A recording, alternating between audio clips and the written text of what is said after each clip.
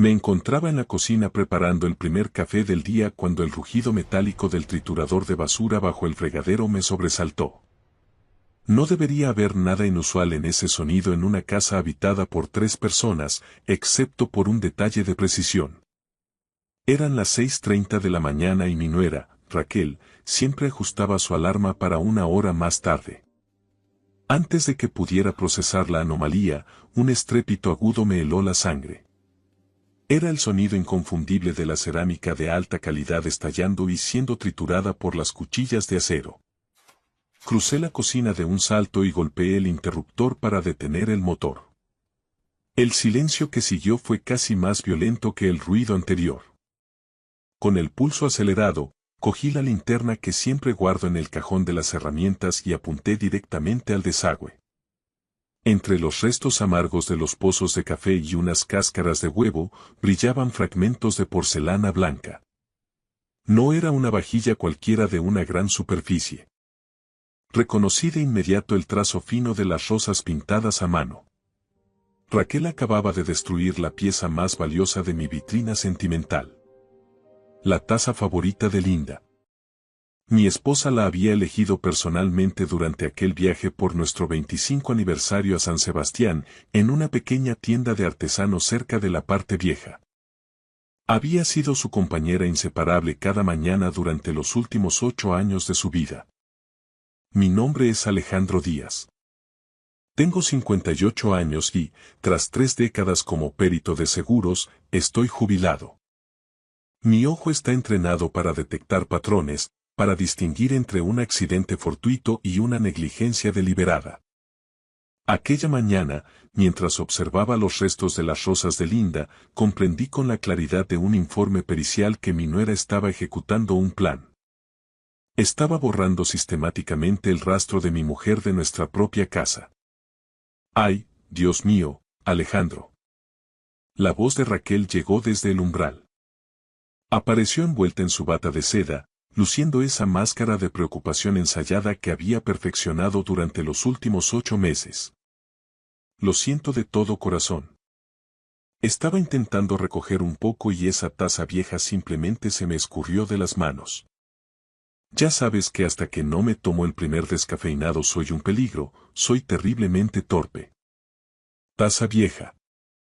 Esas palabras me dolieron más que el ruido del triturador. Linda la veneraba.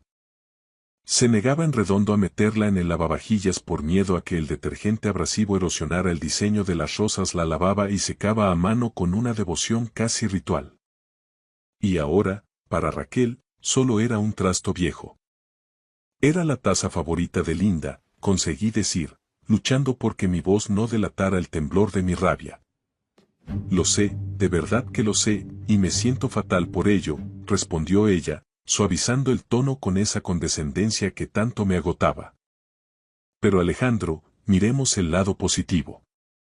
Tienes los armarios a reventar de vajilla. Quizás es una señal de que es hora de estrenar algunas de las nuevas que compramos el mes pasado. Estoy segura de que a Linda no le gustaría verte aferrado a cada objeto material para siempre. Hay que dejar ir, ¿no crees? Ese era su método.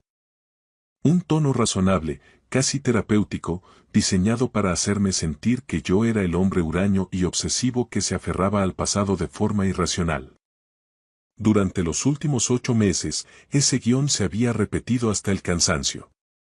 Raquel Martínez, de 32 años, llevaba 3 casada con mi hijo Diego. Se mudaron a mi casa después de que ella perdiera su puesto como coordinadora de marketing en una agencia de Madrid. Lo que en principio Diego me vendió como un arreglo temporal de unos meses, se había transformado en una ocupación en toda regla. Poco a poco, me sentía como un invitado, un extraño en el hogar que Linda y yo habíamos construido ladrillo a ladrillo. Para entender la magnitud de lo que estaba ocurriendo, debo explicarles el vacío que dejó Linda. Falleció hace 5 años tras una batalla devastadora de 2 años contra un cáncer de ovario. Aquellos meses finales fueron una prueba de fuego, pero ella mantuvo una entereza que me resultaba casi sobrenatural. Prométeme que no te encerrarás en ti mismo, Alejandro, me pidió una tarde de sol suave, apenas una semana antes del final. No te limites a ver pasar los días. Vive, de verdad. Se lo prometí, pero cumplirlo era otra historia. Después de 30 años de matrimonio, aprender a vivir sin ella era como intentar caminar sin suelo firme bajo los pies. Cada rincón de la casa era un eco de su presencia. La disposición exacta de los cuadros en el salón, sus libros de arte todavía reposando en la mesilla de noche, el jardín que ella misma había diseñado y cuidado con paciencia de cirujano. Diego, mi único hijo, se había labrado una vida en Madrid junto a Raquel. Cumplía con las llamadas de rigor cada pocas semanas y las visitas obligatorias en Navidad. Raquel siempre se había mostrado cordial, educada y aparentemente preocupada por mis niveles de colesterol y mi soledad. Sin embargo, Linda, con ese instinto afilado que nunca le fallaba, solía decirme que Raquel nos miraba de una forma extraña durante las cenas. Fíjate bien, Alejandro, me advirtió Linda una vez. No nos mira como una invitada, nos mira como si estuviera haciendo un inventario. Está catalogando nuestra vida, pieza por pieza. Debí haber escuchado a Linda. Ella siempre tuvo un talento especial para ver lo que se escondía detrás de una sonrisa demasiado perfecta. Todo se precipitó hace 8 meses con una llamada de Diego. Su voz sonaba quebrada por una ansiedad que no intentaba ocultar. A Raquel la habían despedido en un recorte de plantilla en su agencia y el alquiler de su piso en el barrio de Salamanca, en Madrid, se había vuelto una soga al cuello. Además, la empresa de soporte informático donde trabajaba mi hijo estaba pasando por un ERTE. La pregunta cayó por su propio peso. ¿Podrían instalarse conmigo unos meses mientras se reorganizaban? Como padre, la respuesta es automática. Tengo una casa de 4 dormitorios en una zona tranquila, un hogar que se sentía demasiado vasto y silencioso desde la partida de Linda. Diego es mi único hijo y estaba sufriendo Raquel, mi nuera, necesitaba un respiro. Por supuesto que podéis venir, les dije. En aquel momento, me pareció lo más natural del mundo. Esa decisión fue el primer movimiento de un engranaje que lo cambiaría todo. Al principio, los cambios fueron sutiles, casi imperceptibles, presentados siempre bajo el manto de la lógica y la modernidad. Raquel sugirió actualizar la contraseña del Wi-Fi por una más robusta, por seguridad, dijo. Luego pasó a la cocina, reorganizando cada armario porque la disposición que Linda mantuvo durante décadas era, según ella, ergonómicamente ineficiente para preparar comidas familiares. Incluso sacó las herramientas de jardinería de Linda del garaje, aquellas paletas desgastadas por el uso, para hacer sitio a sus cajas. Cada modificación venía acompañada de una explicación impecable. Raquel tiene ese talento del marketing para presentar una imposición como una mejora obvia que cualquier persona sensata abrazaría. Y, por supuesto, siempre lo hacía por mi bien. Alejandro, ya has trabajado suficiente en tu vida, me repetía con esa sonrisa profesional. No deberías cargar con estos detalles domésticos tan tediosos. Déjame a mí la optimización de la casa para que tú puedas dedicarte exclusivamente a disfrutar de tu jubilación. Al segundo mes, Raquel ya había tomado el control administrativo de mi vida. Me convenció para gestionar la banca online, argumentando que los extractos en papel eran un residuo ecológico innecesario y un riesgo de seguridad. Me cambió de farmacia habitual, asegurando que la nueva gestionaba mucho mejor las recetas electrónicas y nunca tenía problemas de stock, aunque me pillaba el doble de lejos. Incluso me persuadió para cambiar de operadora de televisión e internet. Diego, por su parte, asentía a todo. Papá, agradece que Raquel se encargue. Es una experta organizando procesos, era su trabajo en Madrid. Solo intenta hacernos la vida más fácil a todos, me decía él, mientras se hundía más en su ordenador. Sin embargo, al tercer mes, las piezas del informe empezaron a no cuadrar. Mi correspondencia física dejó de llegar al buzón. Al preguntar, Raquel me explicó, con una naturalidad pasmosa, que había configurado un desvío de correo en la oficina de correos para centralizar la gestión y evitar que se perdieran facturas importantes. Mis extractos bancarios desaparecieron del mapa. Según ella, todo estaba en la nube para evitar el desorden, y me prometía que los revisaríamos juntos cada mes. Pero esa cita siempre se posponía por alguna entrevista de trabajo crucial o un dolor de cabeza inoportuno. Lo más insidioso fue el aislamiento social. Cuando mis viejos amigos de la compañía de seguros o mis compañeros de dominó llamaban al fijo, Raquel solía interceptar la llamada. Alejandro está echando la siesta, se sentía un poco fatigado, les decía con voz dulce. ¿Quieres que le dé algún recado cuando despierte? Rara vez me llegaban esos mensajes. Poco a poco, mi círculo se estrechaba. Raquel me estaba construyendo una jaula de oro y seda, y lo hacía con tales dosis de racionalidad que yo mismo llegué a dudar de mi lucidez. Me sentía un estúpido por sospechar de alguien que, aparentemente, solo buscaba mi comodidad. Pero la mañana de la taza triturada fue el detonante. Al ver aquellas rosas pintadas a mano reducidas a escombros, comprendí que Raquel no estaba reorganizando mi casa. Estaba ejecutando una damnatio memoriae, borrando la presencia de Linda pieza por pieza, y yo, por inercia o por cansancio, se lo estaba permitiendo. Aquella tarde, movido por un impulso que no sentía desde hacía años, subí al dormitorio principal. Esperé a que Raquel estuviera distraída con sus llamadas y abrí el joyero de madera de olivo de Linda.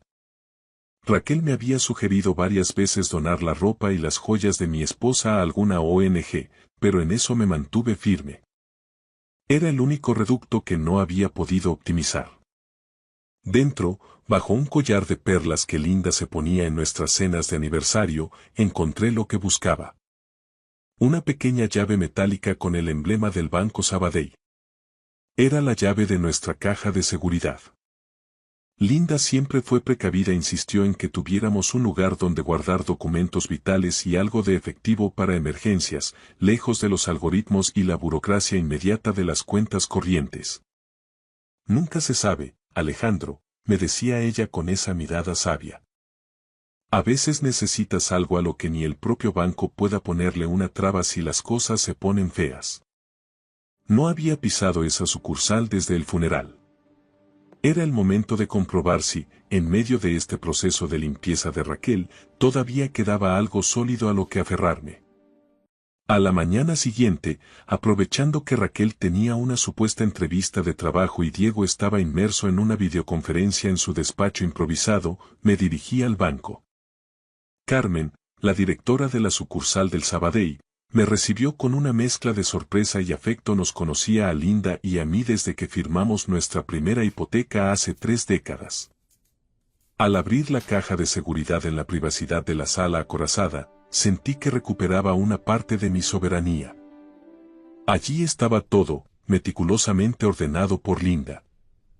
Las escrituras originales de la casa, que confirmaban que la propiedad era exclusivamente mía, su testamento, diversas pólizas de seguro de vida y 8.000 euros en efectivo que ella había ido guardando para imprevistos. Ni Raquel ni Diego sospechaban de la existencia de este fondo. Sin embargo, lo más valioso no era el dinero, sino un sobre azul con mi nombre escrito con su caligrafía elegante. Mi querido Alejandro, comenzaba la carta. Si estás leyendo esto, es que ya no estoy y probablemente estés sufriendo en silencio, intentando ser el pilar que siempre fuiste. Sé que intentarás manejarlo todo solo, pero te pido que no lo hagas. Habrá gente que, al ver a un viudo con un buen corazón, lo interprete como un blanco fácil para sus propios intereses. Ten cuidado en quien confías nuestra vida juntos. Eres más fuerte de lo que ellos creen. Confía en tu instinto, ese que nunca te falló en el trabajo. Te querré siempre, Linda. Lloré sin consuelo en aquella pequeña sala fría. Linda, con su asombrosa intuición, había previsto el asedio antes incluso de que los bárbaros llamaran a la puerta. Regresé a casa con la carta grabada en el pecho. Al entrar, encontré a Raquel y a Diego en el salón, hablando en susurros conspiradores que se cortaron en seco al verme aparecer. Papá, dijo Diego, rompiendo el silencio con una voz impostada, Raquel y yo hemos estado haciendo números y hablando sobre el futuro. Creemos que es el momento de considerar algunos cambios estructurales. ¿Qué tipo de cambios? Pregunté, sentándome frente a ellos y manteniendo la voz tan neutra como si estuviera evaluando el siniestro de un automóvil. Raquel se inclinó hacia adelante, desplegando su máscara de empatía profesional. Alejandro, nos preocupa tu bienestar. Vemos que te cuesta horrores mantener una casa de este tamaño, el jardín es un pozo sin fondo de trabajo y las facturas no dejan de subir. Sinceramente, creemos que estarías mucho mejor en una comunidad de mayores, una residencia de lujo donde te cuiden como mereces. Se me heló la sangre al confirmar las sospechas de Linda, pero no pestañeé. Me apaño bien por ahora, respondí escuetamente. ¿De verdad lo crees? Raquel sacó una carpeta con folletos satinados de la residencia El Encinar. Tienen una reputación intachable. Se encargan de todo. Dietas personalizadas, limpieza, lavandería y una vida social activa. No tendrías que preocuparte por nada, Alejandro. Absolutamente por nada. Observé las fotos de los folletos. Ancianos con sonrisas vacías paseando por jardines de diseño, perfectamente podados y carentes de alma. ¿Y el coste? Pregunté, yendo directo al grano. La entrada son 25.000 euros en concepto de reserva y plaza, y luego una cuota mensual de 4.800 euros, dijo Raquel, como quien anuncia el precio de un café. Pero no es un problema. Podrías vender esta casa fácilmente según mis estudios de mercado, vale al menos 340.000 euros. Tendrías capital de sobra para vivir cómodamente durante años y te quedaría un remanente importante. Hice el cálculo mental que ella esperaba que yo no hiciera. 4.800 euros al mes son casi 58.000 euros al año. Incluso vendiendo mi hogar, me quedaría en la calle en apenas 5 o 6 años. ¿Y qué pasaría entonces? ¿Quién gestionaría ese remanente mientras tanto? Diego intervino como si leyera mi pensamiento. Raquel ha estado haciendo cursos de planificación financiera y gestión de activos. Ella podría ayudarte a mover ese dinero para que rinda más y no tengas que tocar el capital. El plan era de una transparencia criminal. Querían encerrarme en una institución de lujo donde mis ahorros se evaporarían en cuotas mensuales, mientras Raquel gestionaba, y presumiblemente desviaba, el beneficio de la venta de mi casa. Querían convertirme en un dependiente absoluto. Tengo que pensarlo, dije, levantándome para dar por terminada la reunión. Esa noche me refugié en mi taller del sótano, el único espacio que aún conservaba el olor a serrín y aceite de Linda y que Raquel no había logrado optimizar todavía. Saqué un cuaderno y empecé a reconstruir los últimos 8 meses con la precisión de un peritaje judicial. Anoté cada pequeño cambio, cada amigo que había dejado de llamar misteriosamente, cada documento que se me había ocultado. Tras 30 años peritando seguros, aprendes que las coincidencias no existen en los grandes siniestros. Esto no era una reorganización familiar, era un aislamiento sistemático diseñado para un saqueo financiero. Raquel no era la nuera atenta que pretendía ser, me estaba tendiendo una trampa maestra, y Diego, por debilidad o complicidad, le estaba sujetando la red. A la mañana siguiente, llamé a mi viejo amigo Carlos. Había sido el jefe del departamento jurídico en nuestra compañía de seguros durante 20 años y era un sabueso para los fraudes. Le conté la situación sin omitir detalles. Alejandro, esto tiene un nombre en el Código Penal. Abuso financiero y estafa, me dijo con voz grave. Es un delito serio, pero para que un juez lo tome en cuenta, necesitamos pruebas documentales incontestables. No basta con tu palabra contra la de ellos. Esa misma tarde, aprovechando que Raquel se había ido a un centro comercial y Diego estaba en una de sus eternas llamadas de trabajo, inicié mi propia investigación de campo. Entré en mi despacho y encendí el ordenador. Raquel había cometido el error de los aficionados. Por comodidad, había dejado su sesión de banca online abierta en la tablet que compartíamos. Gracias a la sincronización de contraseñas, pude acceder a mi cuenta del Sabadell sin activar las alertas de doble factor en su móvil. Lo que descubrí me revolvió el estómago. Mi cuenta corriente, que debería haber mantenido un saldo de unos 28.000 euros fruto de mis ahorros y mi pensión, apenas marcaba 12.400. Imprimí los movimientos con el corazón martilleando en mis costillas. Había un goteo constante. Transferencias de 500 euros, de 300. Y luego saltos mayores de 2.200 por supuestas mejoras en la vivienda y 1.800 por reparaciones de infraestructura. Nada de eso se había ejecutado. En mi vivienda no se había cambiado ni un azulejo.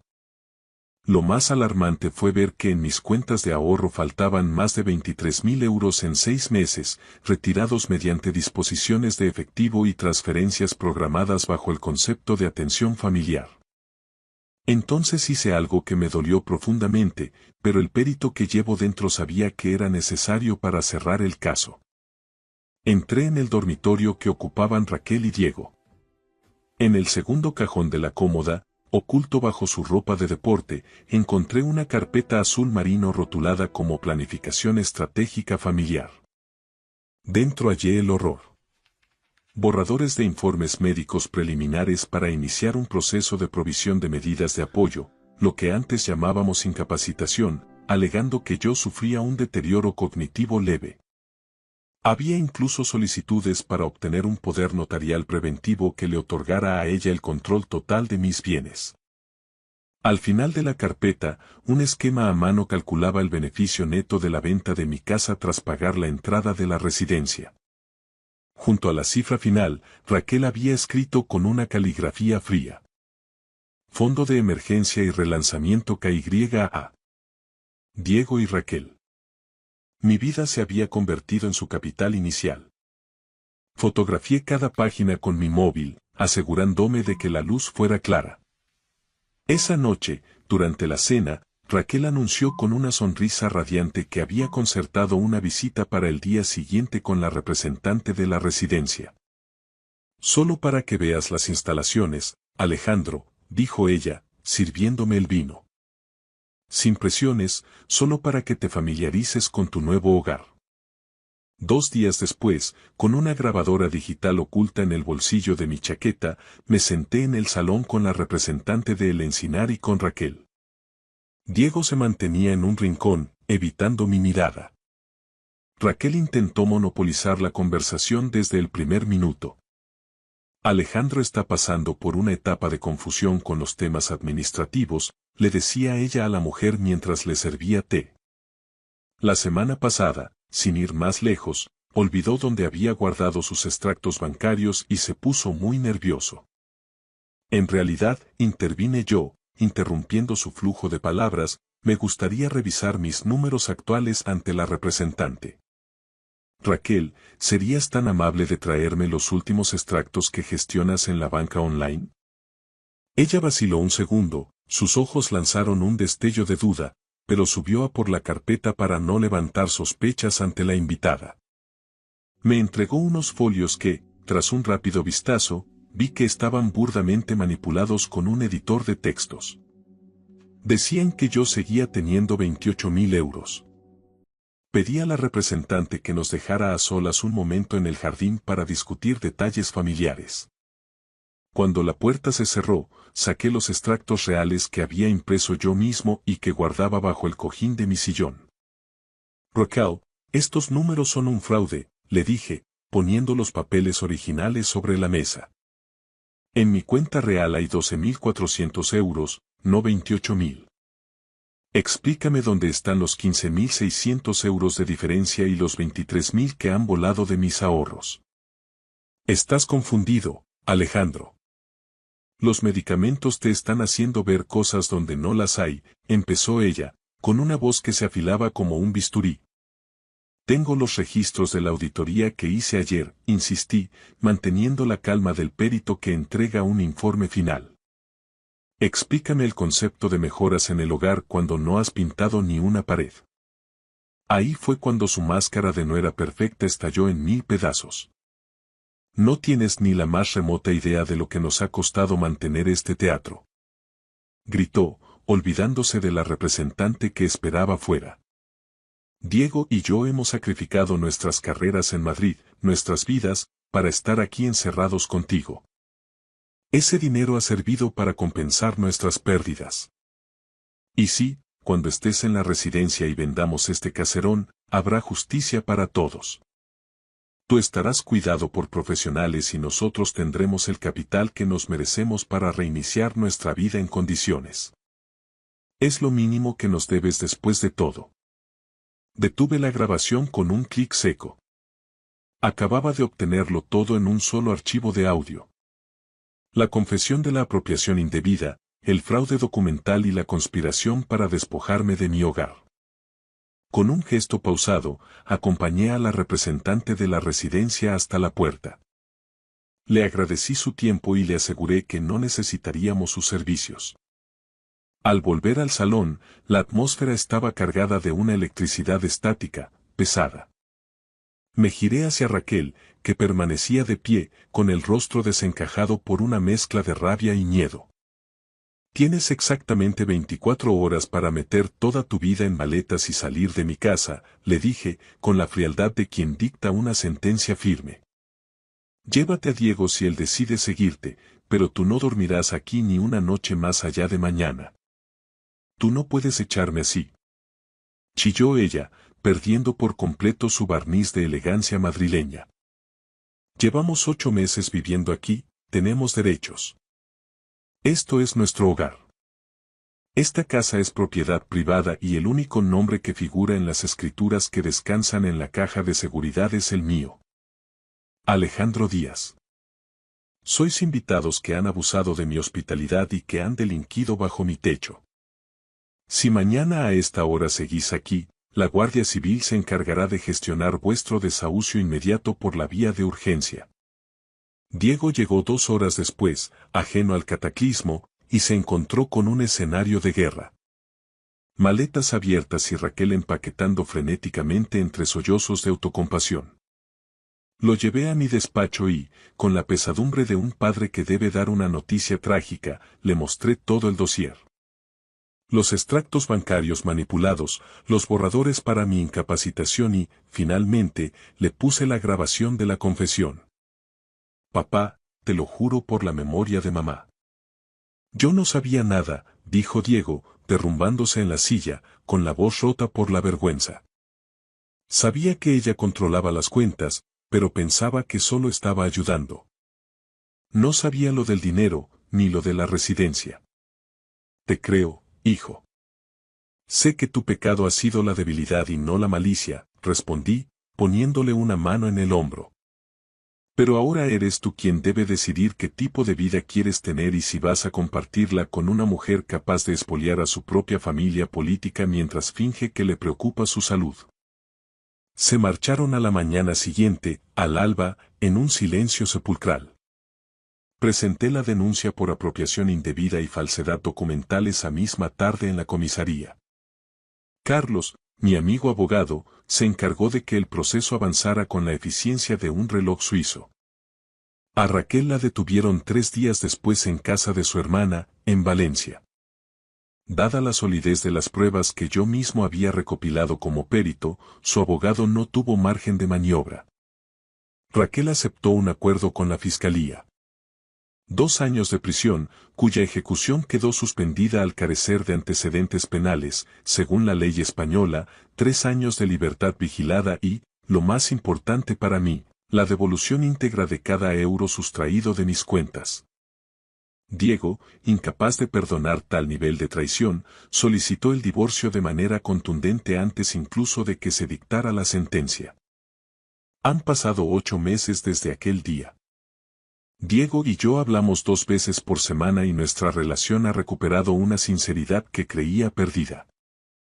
Ha vuelto a Madrid, tiene un empleo estable en una consultora tecnológica y está saliendo con una mujer que, según sus propias palabras, sabe escuchar y no intenta reorganizarle la existencia a nadie. Yo sigo viviendo en la casa que Linda y yo construimos con tanto esfuerzo. Su taza de las rosas de San Sebastián es ya solo un recuerdo de porcelana triturada, pero me he dado cuenta de que tengo miles de otros recuerdos, texturas y olores en este jardín que ninguna optimización podrá arrebatarme jamás. He aprendido una lección vital y amarga. Proteger a tu familia a veces significa, dolorosamente, protegerla de sus propios miembros. Si alguna vez sientes que algo no encaja en tu propia casa, confía en ese instinto primario. Documenta cada anomalía. Pide ayuda a los amigos de siempre, a los que te conocían antes de que el problema se instalara en tu salón. Tu casa, tus ahorros y tu dignidad te pertenecen. No dejes que nadie, por muy razonable o moderno que suene, te convenza de lo contrario. Al final, si tienes la paciencia de un perito y la fe de un superviviente, la verdad siempre encuentra la rendija por la que brillar. Muchas gracias por ver. Si les ha gustado la historia, denle a like, escriban un comentario y suscríbanse para no perderse la próxima historia. Valoramos mucho su presencia en este canal. Todo lo mejor. Papá, la venganza perfecta. Mi yerno no tenía ni la más remota idea de que yo era, en realidad, el propietario del sillón que ocupaba y el dueño de la empresa que cada mes ingresaba su abultado sueldo. Para él, yo no pasaba de ser un viejo contratista arruinado, un hombre de otra época que siempre llevaba las botas de trabajo manchadas de barro y las manos curtidas por el cemento.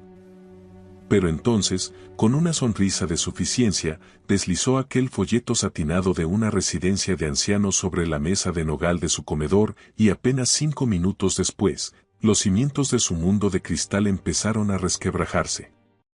Me llamo Daniel García. A mis 58 años, aquella noche aprendí una lección que no viene en los manuales de negocio. A veces, el arma más letal que puedes desenfundar es una verdad que nadie se ha molestado en imaginar. Verás, Antonio Martínez, o Antonio, como prefiere que le llamen para sonar más cosmopolita, estaba convencido de que me tenía tomado el pulso. Me veía como el pobre viejo Daniel, un hombre estancado en su modesta casa de la calle Mayor, conduciendo una furgoneta de hace 15 años y buscando siempre las etiquetas de bajada de precio en el Mercadona para estirar la pensión. Lo que su arrogancia no le dejaba ver era que su tren de vida, su chalet de mármol en una urbanización blindada de las afueras y su flamante cargo como director general en Construcciones García y Asociados, todo, absolutamente todo, existía gracias a la visión que yo tuve hace un cuarto de siglo. Por aquel entonces, el padre de Antonio, Carlos, estaba llevando la constructora familiar directamente al abismo.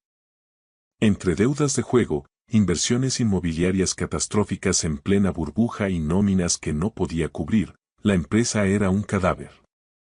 Yo tenía 33 años y me había dejado el lomo trabajando como autónomo, ahorrando cada céntimo. Vi el agujero y vi la oportunidad. Compré el 51% de las acciones por lo que entonces parecía una locura. Hoy, esa inversión se traduce en unos 750 millones de euros, pero mantuve el secreto bajo 7 llaves, incluso para mi hija Elena.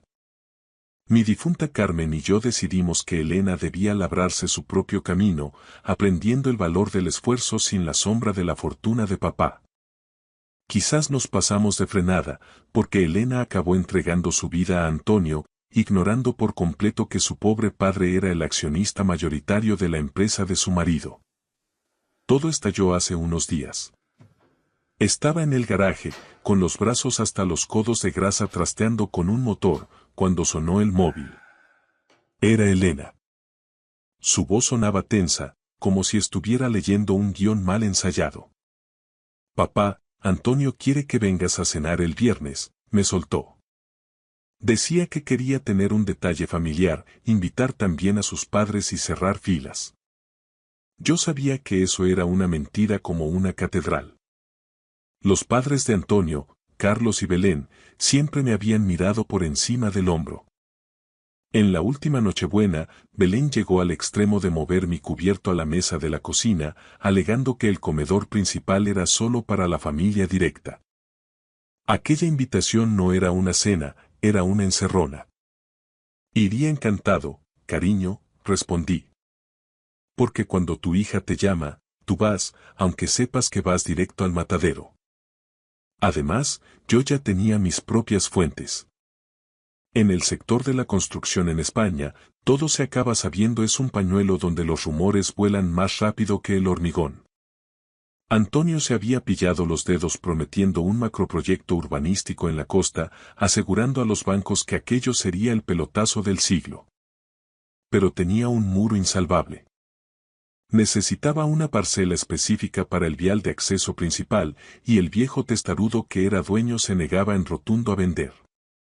Ese viejo era yo. Mi casa de la calle Mayor ocupaba exactamente el espacio donde Antonio proyectaba la entrada de su urbanización de lujo. Él maldecía a ese propietario anónimo en cada reunión de la junta, sin saber que lo tenía sentado a su mesa cada Navidad. Con la ayuda de mi abogado de toda la vida, Javier Serrano, seguía cada paso errático de Antonio.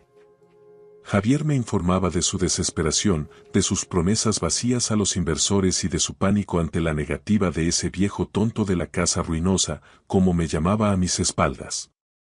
Antonio pensaba que yo era un obstáculo menor en su ascenso al éxito, una reliquia que no entendía de progreso.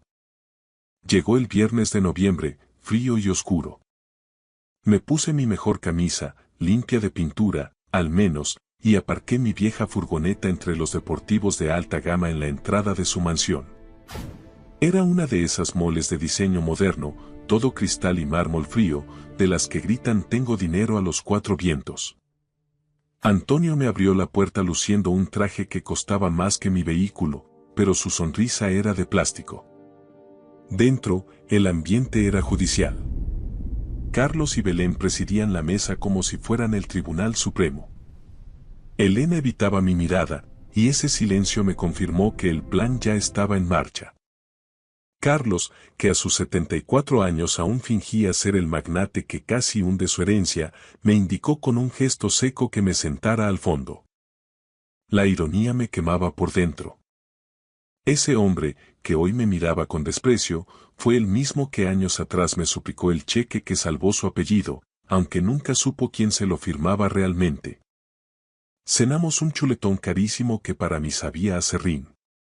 Belén soltaba puya sobre asumir las limitaciones de la edad mientras Elena jugueteaba con el tenedor, visiblemente incómoda. Antonio intentaba dominar la conversación hablando de adquisiciones estratégicas y del estrés de las altas finanzas, mientras Carlos asentía dándome lecciones sobre el valor del esfuerzo. Yo solo escuchaba, recordando los informes de Javier. Antonio estaba quemando liquidez a un ritmo alarmante y su última bala era el proyecto de la playa. Sin mi terreno, estaba acabado. Al terminar, Antonio apartó los platos y sacó una carpeta. La deslizó por la mesa con la seguridad del que tiene un póker de ases. Daniel, tenemos que hablar en serio de tu futuro, dijo, usando su tono de gran ejecutivo. Al abrirla, aparecieron las fotos. Savia Dorada, una residencia de ancianos con jardines perfectos y ancianos sonrientes jugando al dominó. Debajo, el veneno. Documentos legales de cesión de bienes, poderes notariales y una propuesta de incapacitación judicial. Tu casa es una carga, Daniel, prosiguió Antonio, recostándose en su silla. Dices que pagas el IBI y el mantenimiento, pero sabemos que no llegas. No podemos seguir financiando tu estilo de vida. Me quedé de piedra. Yo pagaba religiosamente cada recibo de contribución y cada teja de mi casa desde hacía décadas. Pero decidí no interrumpirle. A veces, la mejor estrategia es dejar que el enemigo cabe su propia fumba con el mayor entusiasmo posible. Carlos se inclinó hacia adelante, y su grueso bigote se agitó de esa forma tan particular que recordaba de los viejos tiempos, cuando el pánico financiero le hacía temblar el pulso. Aunque él no tuviera ni la más remota idea de que ya nos habíamos enfrentado cara a cara en los despachos hace décadas, yo reconocía ese tic de derrota inminente. La venta de tu propiedad en la calle Mayor solucionaría nuestros problemas inmediatos de liquidez, Daniel, soltó Carlos con una frialdad que pretendía ser paternal. Además, te proporcionaría un buen colchón financiero para tus cuidados personales. Es una situación en la que, sinceramente, todos ganamos. ¿Problemas de liquidez? Pregunté, ladeando la cabeza y manteniendo un tono de voz suave, casi ingenuo, que los incitara a seguir cavando. La cara de Antonio pasó de un tono rosado a un rojo intenso que desentonaba con su costosa corbata de seda. Se aclaró la garganta, midiendo cada palabra como si estuviera ante un tribunal. La empresa se enfrenta a algunos contratiempos temporales, Daniel. Necesitamos capital para el nuevo proyecto urbanístico en la costa y tu propiedad está en una ubicación estratégica que beneficiaría a toda la comunidad. Ahí estaba la auténtica verdad, desnuda y cínica. No se trataba de mi bienestar, ni de que yo estuviera solo o cansado. Se trataba de que mi casa, el hogar donde Carmen y yo fuimos felices, era el último obstáculo para su sueño inmobiliario de millones de euros. Belén intervino entonces, luciendo esa sonrisa de plástico que la gente de su estatus reserva para cuando está a punto de destrozarte la vida por tu propio bien.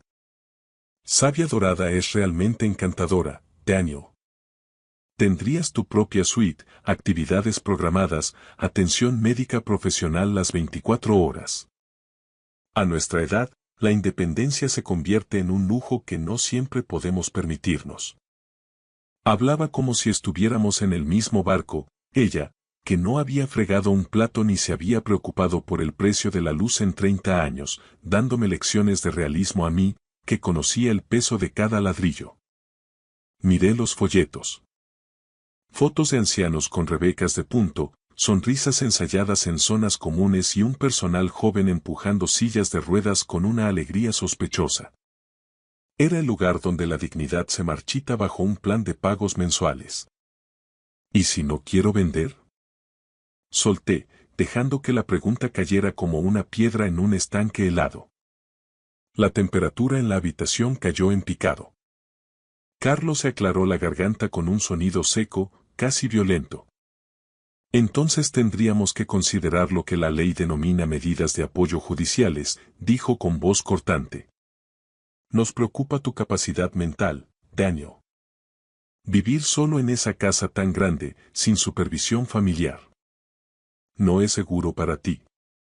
Antonio tomó el relevo, recuperando su fluidez de tiburón de los negocios. Solicitaríamos al juzgado un procedimiento de provisión de apoyos, lo que antes llamábamos incapacitación. Traeríamos peritos médicos que testificarían que ya no eres competente para tomar decisiones patrimoniales, que eres un riesgo para tus propios intereses. La amenaza quedó suspendida en el aire, densa como el humo. Estaban dispuestos a encerrarme en una unidad de memoria y arrebatarme mis derechos civiles solo para allanar el vial de acceso a su promoción de lujo. Belén añadió, con una amabilidad que daba escalofríos, que el tribunal nombraría a un tutor para velar por mi seguridad. Elena finalmente habló. Su voz apenas era un susurro quebrado. Papá, de verdad es lo mejor. El barrio ya no es lo que era. Necesitamos el dinero de la venta para nuestro futuro. Para el futuro de la familia. Esa frase me golpeó más fuerte que cualquier amenaza judicial. Mi propia hija, a la que acompañé al altar, me decía que robarme mi hogar era un sacrificio necesario para su estatus. Antonio sacó entonces una pluma estilográfica de oro y la dejó junto a los documentos legales. Es sencillo, Daniel.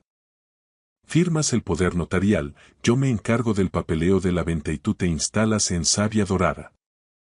Todos ganamos. Miré las 4 caras que me rodeaban.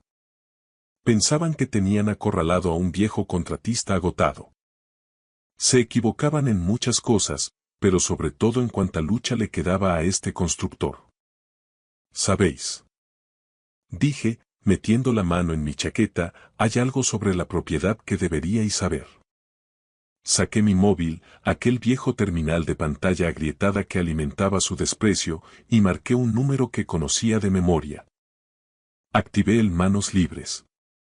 Dígame, Javier Serrano al habla, resonó la voz nítida y profesional de mi abogado. Antonio soltó una carcajada burlona.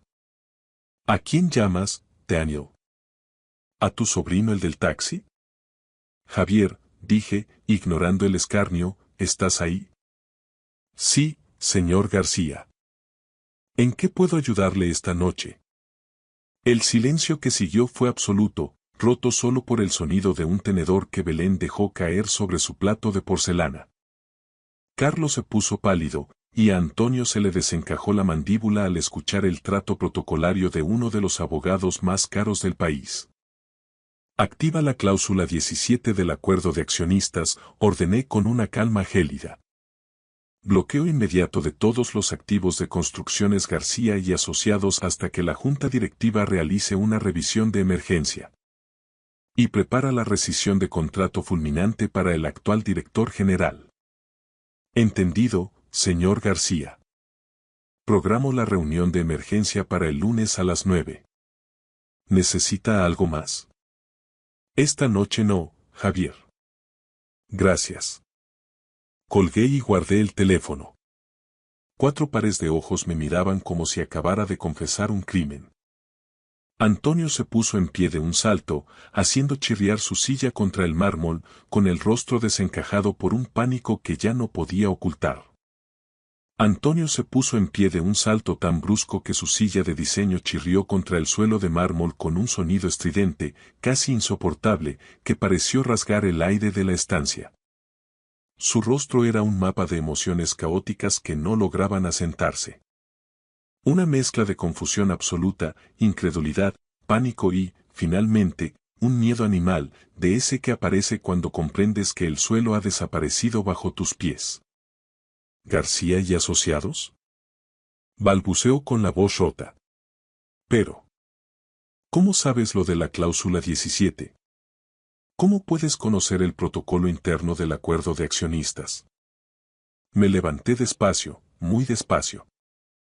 Sentí cada uno de mis 58 años en las articulaciones, pero también sentí una fuerza que no experimentaba desde mis tiempos de capataz a pie de obra.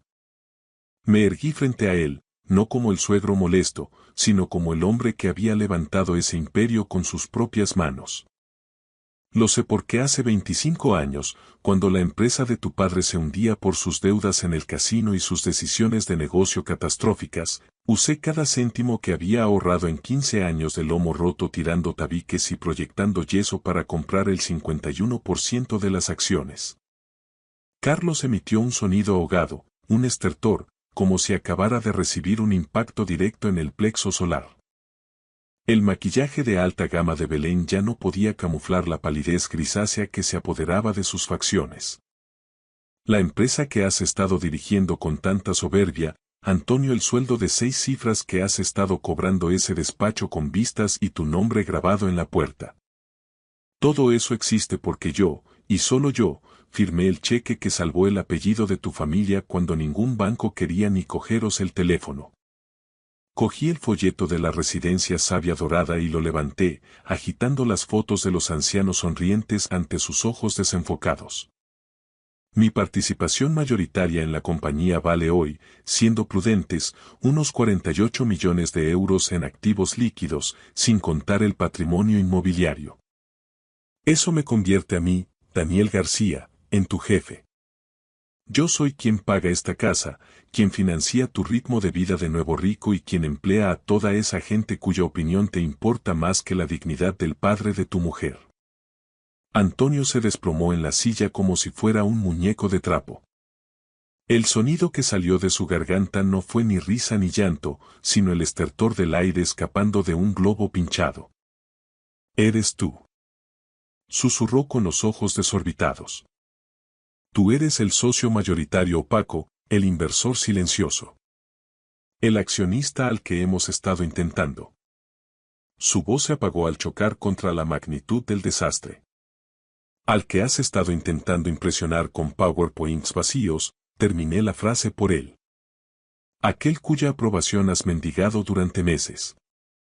Aquel cuya financiación necesitas desesperadamente para que tu pelotazo urbanístico en la costa no te mande a la quiebra personal.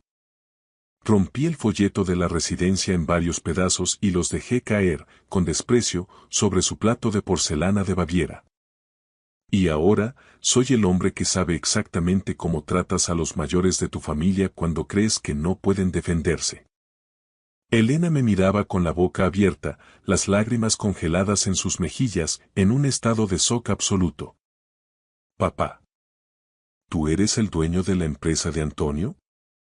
Preguntó, como si estuviera procesando un idioma extranjero. Yo soy la empresa, cariño. Yo soy García y Asociados. Lo he sido durante 25 años para que a ti nunca te faltara de nada, aunque veo que el exceso de comodidad te ha nublado el juicio. Antonio intentó levantarse de nuevo, con las piernas temblorosas y la voz quebrada por el llanto. Daniel, por favor. Solo intentaba ayudar, buscarte un sitio confortable donde estuvieras atendido, con enfermeros, con gente de tu edad. El proyecto de la costa es el futuro, beneficiaría a toda la comunidad. Ahórrate el discurso de relaciones públicas, le corté en seco, bajando la voz hasta un susurro gélido. Acabas de amenazarme con una incapacitación judicial para robarme mi hogar. Has manipulado a mi propia hija para que te ayude en una traición rastrera. Has conspirado con tus padres para cometer un abuso financiero contra un familiar. Esto en mi pueblo tiene un nombre, y no es progreso. Carlos, recuperando un hilo de voz, intentó mediar. Daniel, seguro que podemos llegar a un acuerdo privado. El proyecto es sólido, es bueno para el balance de la empresa. Tienes que ver el panorama general, los beneficios a largo plazo. Oh, veo el panorama con una claridad meridiana, Carlos. Por eso, la reunión de emergencia de la Junta será el lunes a las 9 en punto.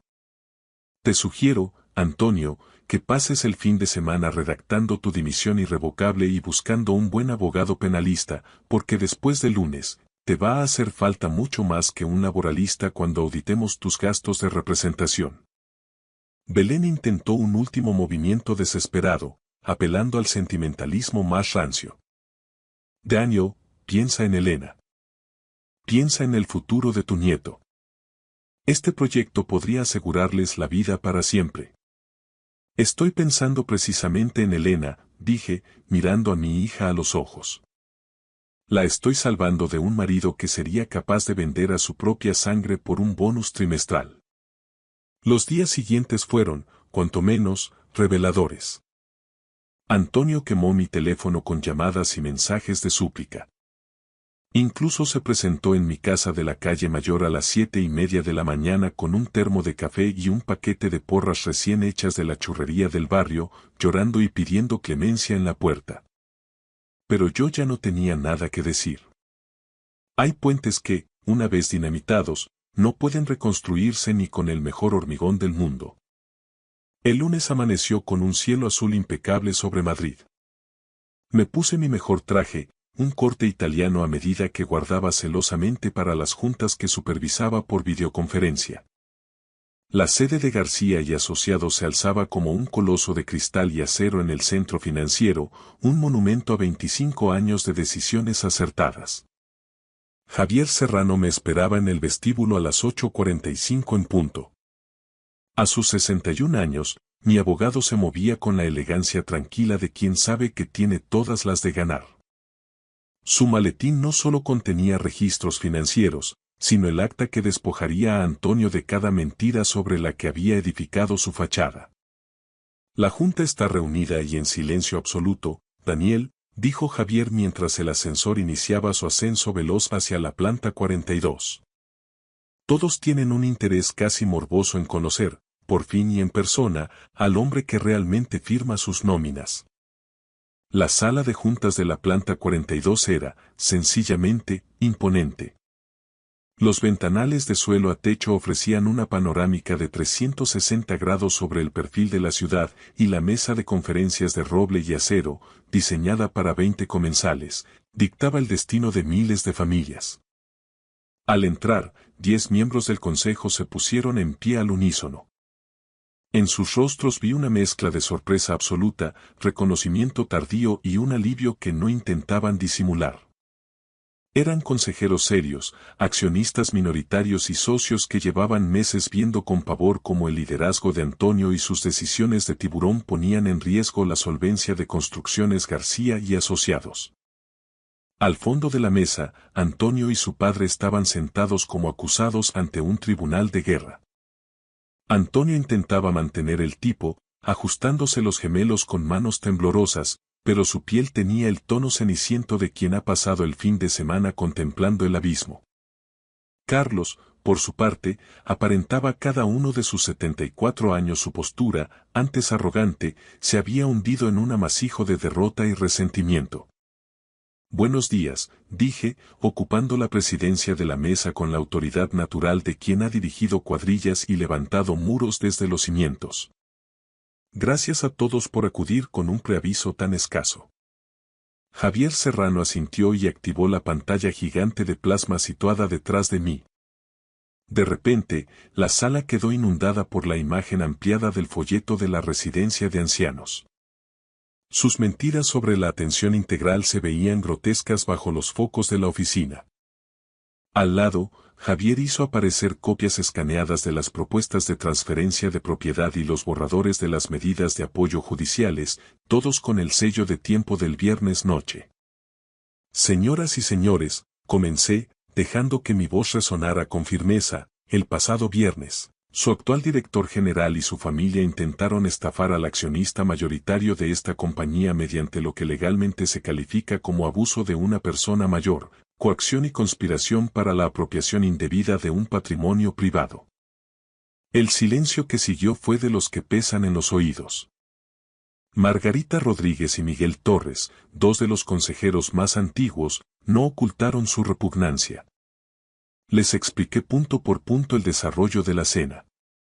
La falsa invitación familiar, las amenazas veladas de internamiento forzoso y la conspiración para robar mi parcela en la calle Mayor, esencial para su pelotazo urbanístico en la costa. Javier pulsó un botón y los clips de audio que grabamos llenaron la sala. La voz de Antonio, distorsionada pero reconocible, retumbaba amenazando a un hombre mayor con el aislamiento total. Esto no fue una negociación comercial, sentencié, mirando a Antonio a los ojos. Fue una conspiración criminal para cometer un abuso financiero y patrimonial. Cuando el audio se detuvo, el silencio era sepulcral. Margarita Rodríguez fue la primera en reaccionar, golpeando levemente la mesa con la mano. Visto lo expuesto, y ante la gravedad ética y legal de estos hechos, propongo la destitución inmediata y por causa justificada de Antonio Martínez como director general, dijo con una voz que no admitía réplica. Secundado, añadió Miguel Torres de inmediato. ¿Votos a favor? Pregunté. 10 manos se alzaron al instante, sin un solo segundo de duda. Los únicos que permanecieron inmóviles fueron Antonio y Carlos, pero sus votos, en ese momento, eran papel mojado. Moción aprobada por unanimidad. Señor Martínez, queda usted destituido de todos sus cargos y responsabilidades en esta empresa con efecto inmediato.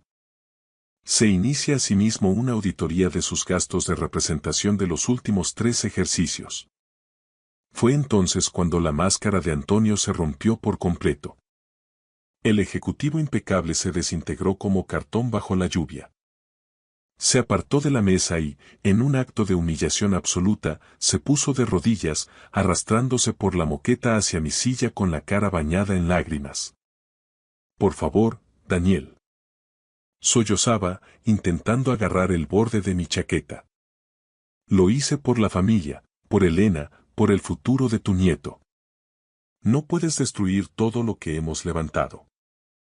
Miré hacia abajo, hacia ese hombre que apenas 72 horas antes estaba dispuesto a encerrarme en una unidad de cuidados especiales para saciar su codicia. Yo no estoy destruyendo nada, Antonio, respondí con una calma gélida. Estoy salvando a mi hija de un hombre que vendería a su propio padre por un contrato inmobiliario. La seguridad, que ya esperaba fuera, entró en la sala.